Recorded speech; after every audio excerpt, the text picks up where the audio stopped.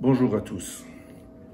Permettez-moi, car c'est encore d'actualité, de vous souhaiter une belle année 2021 et surtout d'oublier très vite 2020 et même ce début 2021 avec le décès de Paul Lang qui était avec nous depuis le début. Prenez soin de vous face à cet horrible fléau qui nous coûte tant et qui réduit la culture à une peau de chagrin. Surtout en cette période pleine d'anniversaires où nous aurions pu commémorer la guerre de 70 avec Napoléon III et Changarnier à Folquemont, l'évacuation, la naissance des houillères pour les 100 ans des houillères de Folquemont, pour ne citer que les plus importantes. Et sans compter les conférences annulées et les expositions reculées.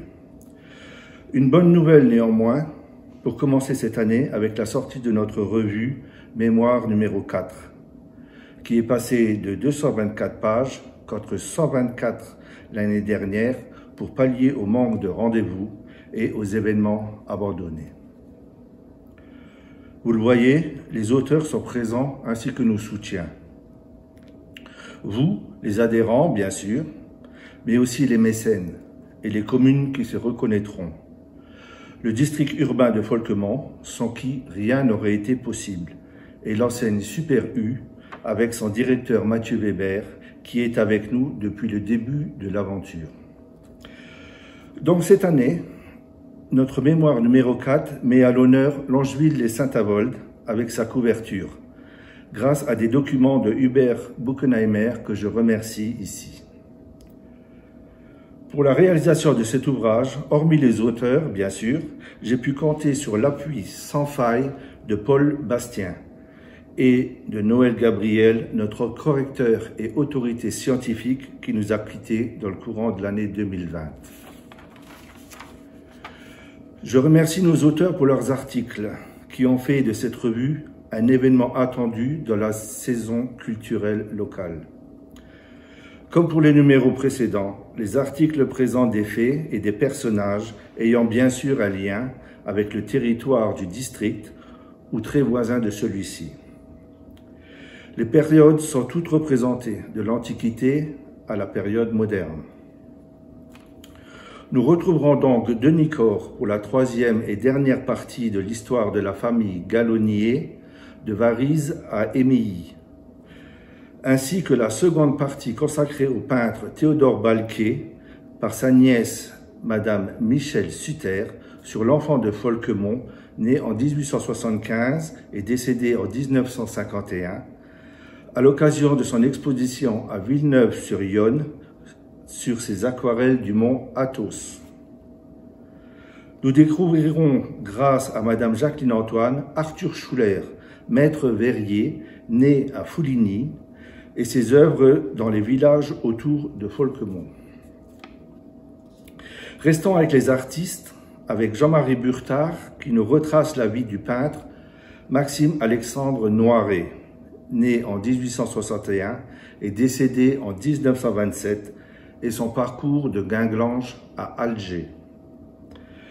Après de nouvelles recherches, Jean-François Legré et moi-même, nous avons retracé le parcours des hommes du 146 RIF, dit le régiment de Folquemont, au cours du combat du bois de Thionville, sur les hauteurs de Chemery. Pour la même période, les bénévoles de l'Aspolt, l'association de sauvegarde des petits ouvrages de l'Audrefond et Tétain, vous présenteront l'historique de leur association, ainsi que l'ampleur des travaux réalisés dans ces ouvrages de la ligne Maginot. L'archéologie omniprésente sur notre territoire n'a pas été oubliée, grâce à Paul Bastien et à Jean-Marie Pitlinger, avec les vestiges gallo-romains au pays d'Adelange. Un article plein d'émotions avec Monique Mangin, qui a fait une recherche sur Marie-Louise Mangin, déportée Sippenhaft, c'est-à-dire l'incarcération du clan, et qui est décédée à Ravensbrück. Un fidèle de notre revue, Laurent Meyer, nous a gratifié de 3 articles sur l'étymologie du nom de Bambiderstroff et pour en apprendre plus sur les petits édicules qui constellent notre territoire, la terminologie relative aux croix et calvaires, ainsi que son étude sur la croix du choléra de Bambiderstroff.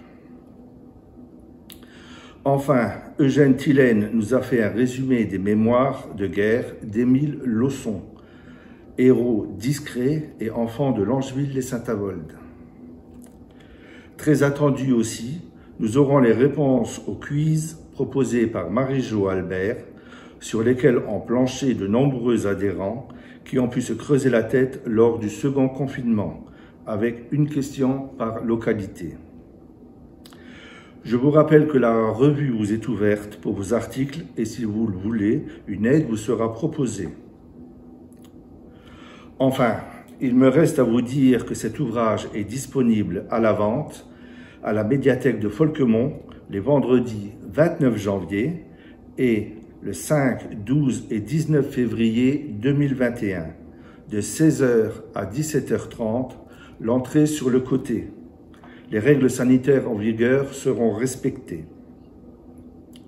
Le prix de la revue est de 20 € pour le public. Le prix pour les adhérents à jour de cotisation pour l'année 2020 sera le prix coûtant, c'est-à-dire 15 €. Vous pourrez par la même occasion régler votre cotisation de 10 € pour l'année 2021 à la Société d'Histoire. Votre cotisation est vitale pour nous. Merci à vous de prévoir un compte juste pour éviter la manipulation d'argent liquide. Je vous rappelle qu'une permanence est assurée à la médiathèque tous les premiers et troisièmes vendredis de chaque mois, possible sur rendez-vous à l'adresse mail suivante hppduf@gmail.com hppduf@gmail.com. Et pour finir, je remercie Céline Albert pour la réalisation de cette présentation et je vous souhaite encore une belle année 2021 et à très bientôt.